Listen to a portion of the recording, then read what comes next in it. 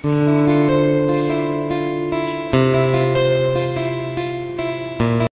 हाय नमस्ते. तर कशा आहात सगळे? मस्त मजेत ना? आय होप सगळे मस्त मजेतच असणार आहात. तर बघा आमचा वीरू मस्तपैकी आमच्या दोघांची आंघोळ वगैरे झाली आहे, सगळं आवरलंय. आता वीरूला मस्तपैकी मी ज्यूस बनवून देणार आहे. लहान मुलांसाठी शक्यतो ते फ्रुट्स वगैरे खात नसतील ना, तर शक्यतो त्यांना आपण ज्यूस दिलं तरी बेटर असते.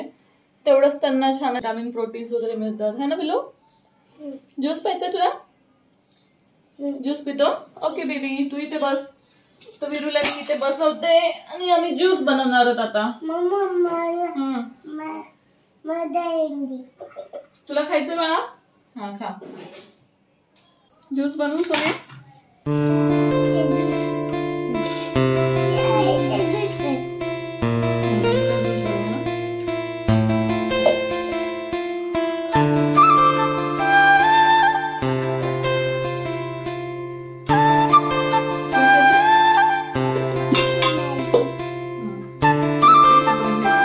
तरी इथे मी वीरूला बिझी ठेवण्यासाठी थोडेसे डाळिंबाचे दाणे दिले, जेणेकरून तो खात बसेल आणि तोपर्यंत मी छान असं ज्यूस बनवून घेईल. तर झटपट मी आता ज्यूस बनवून घेणार आहे. मस्तपैकी त्याला फ्रेश ज्यूस घरच्या घरी छान असं बनवून देणार आहे.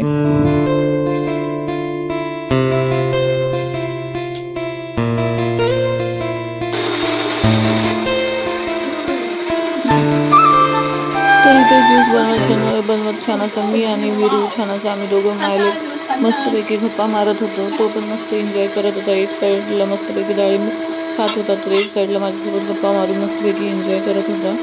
तर अशा पद्धतीने आमचं सकाळचा रुटीन जो आहे तो छान असं चालू असतो. दोघं एकमेकांसोबत बोलत गप्पा मारत मज्जा करत छान असं घरातली कामेसुद्धा मी करत असते किंवा त्याला छान छान डिशेस वगैरे बनवून देत असते. तर इथे आमचं ज्यूस बनवून झालेलं आहे.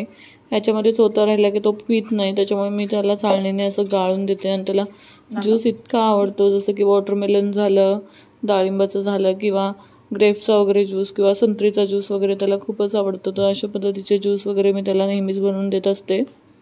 बघा किती आवडीने पितोय. ज्यूस घरी बनवला की मी त्याच्यामध्ये बर्फ वगैरे टाकत नाही, त्याच्यामुळे ज्यूस जो आहे तो ओरिजिनल असा घट्ट बनतो. आणि त्याला असं वाटलं की मी अजून काय त्याच्यामध्ये ॲड केलं, म्हणून तो मला विचारतोय की मम्मा अजून ह्याच्यामध्ये काय टाकलं आहे, आणि बघत चाटून बघतोय. त्याला इतका छान आवडला ज्यूस, म्हणतो वा हा छान झालंय मम्मा, म्हणून मला ॲक्टिंग पण करून दाखवत होता. कसं आहे वीरू ज्यूस? हात करून दाखव. छान आहे? आवडला तुला? वीरूला ज्यूस बनवलाय, आवडला? तर इकडे मस्तपैकी ज्यूस वगैरे त्या वीरूला पाजून झाला आणि इकडे मी भाजी आणि चपाती वगैरे बनवायला रेडी करायला घेतलेली आहे. आणि वीरू बघा मध्ये मध्ये लुडबुड करत आहे. मला म्हणतोय चला मम्मा मी तुला एक छान अशी चपाती बनवतो मस्त तुझ्यासाठी, आणि म्हणतोय मी पप्पांसाठी पण छान चपाती बनवतो. आणि बघा त्याची लुडबुड चालू आहे, डब्याहून इकडून तिकडे तिकडून इकडे करत आहे. तर अशा प्रकारे त्याची लुडबुड चालू असते. बघा वर चढला, त्याला लाटणं घ्यायचं आहे. लाटणावरती होतं, तर बघा लाटणं घेऊन खाली उतरला आणि चालू आहे त्याची चपाती बनवतोय. मी त्याला साईडला थोडंसं पीठ दिलेलं आहे. अशा पद्धतीने तो माझ्यासोबत दिवसभर असंच मी जे काम करेल तर त्याला करायचंच असतं, माझ्या मागे मागेच फिरत असतो.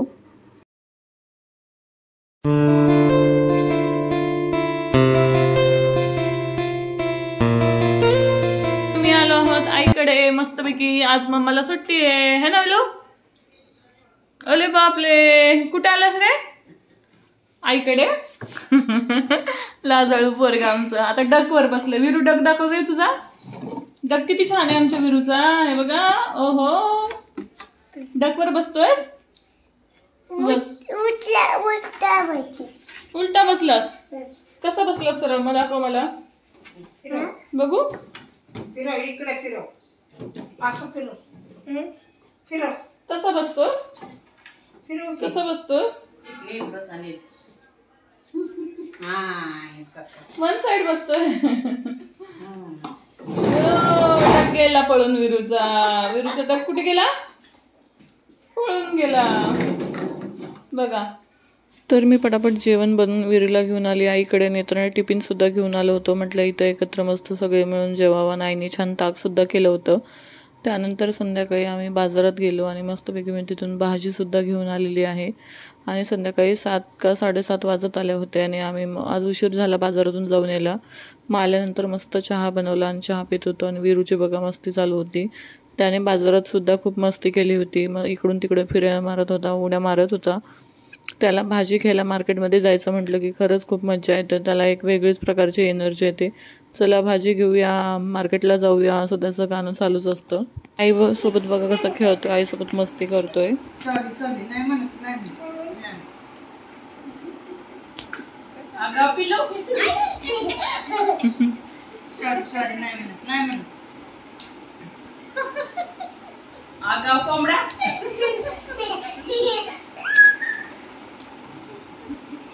तसेच माझ्या आईची आई सुद्धा गावाकडून आलेली आहे, म्हणजे माझी आजी आणि विरूची पणजी. तर विरूची पणजी आणि विरू चाललेले आहेत गिरणीमध्ये दळण आणायला. तर आई त्यांना सांगत होती की कुठून कुठं जायचं. आईला पण एवढी काय आयडिया नव्हती, आजीला म्हणजे माझ्या. तर आम्ही तिला आईच म्हणतो आणि माझा विरू जो आहे तो मोठी आई म्हणतो. तर आई आणि विरू गेलेले होते दळण आणायला आणि तोपर्यंत म्हटलं इथे भाजी वगैरे, जी पालेभाजी वगैरे आहे ती छान अशी साफ करून ठेवावी आणि बाकीच्या भाज्या बाहेर काढून ठेवाव्यात, कारण की गरमी असल्यामुळे भाज्या खराब होऊ शकतात. तर भाज्या मी सगळ्या बाहेर काढून ठेवलेल्या आहेत आणि आई बघत होती की परीने काय काय बाजार केलेला आहे. आपण कितीही मोठे झालो तरी आई वडिलांना आपल्याकडून एक वेगळीच अपेक्षा असते आणि ते आपल्याला नेहमी छोटेच समजतात. तर ती मला सांगत होती हे असं आणलं आहे, ते तसं का, हे कितीला दिलं, ते कितीला दिलं, भाव करायचा वगैरे बरंच काही चालू होतं आईचं.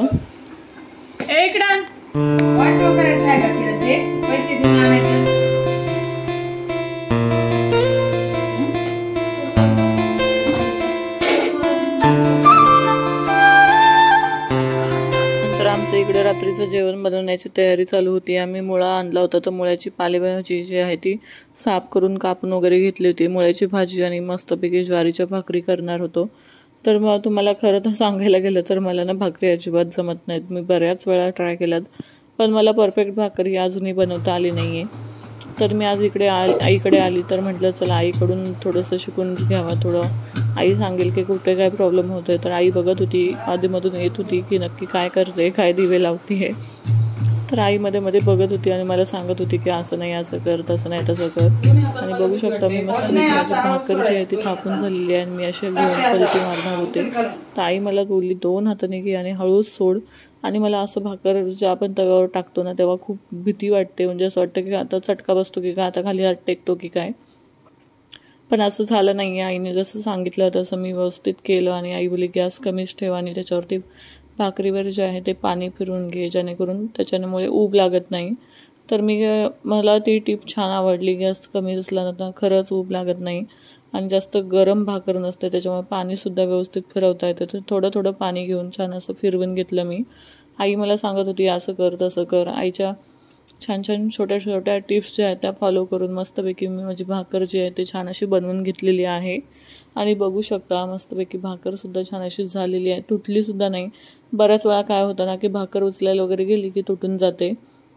तर सतत नेहमी माझ्याकडून असं व्हायचं आणि तुम्ही बघू शकता मला स्वतःलासुद्धा विश्वास बसला नव्हता. पहिल्यांदा माझी भाकर एवढी फुगलेली, तर एवढी भाकरी एवढी छान झाली होती. मला स्वतःलाच असं मी उड्या मारत होते की अरे वा, माझी की भाकर किती छान फुगली आहे. तर आई म्हणत होती की बघ, आईच्या छोट्या किती झालं तरी आई कधीही लेकीच्या कामालाच येते. आणि त्यानंतर बघू शकता आम्ही घरी आलो मस्तपैकी जेवण वगैरे करून आणि विरूचे पप्पा खेळत होते. नंतर विरूला झुजू खेळायचा होता, तो टॉवेलमध्ये बसला आणि म्हणतो आम्हाला झुजू करा. तर अशा पद्धतीने छान असा आम्ही सुट्टीचा दिवस घालवला. इतकी मजा मस्ती केली. विरूने आईकडे सुद्धा बराच वेळ घातला, कारण की आईचं घर जे आहे ते आमच्या घरापासून जवळच आहे. त्याच्यामुळे काय होतं ना की विरूला मामाच्या घरी जायला खूपच आवडतं आणि मामा आणि आजी त्याचे इतके लाड करतात की बस मग त्याला तिथून निघावंसंच वाटत नाही. तर अशा पद्धतीने छान असं आम्ही सुट्टीचा दिवस घालवलेला आहे. आणि संध्याकाळी सुद्धा विरूचे पप्पा रात्री घरी आल्यावर बघा विरूची सुद्धा अजून मस्ती तशी चालू आहे.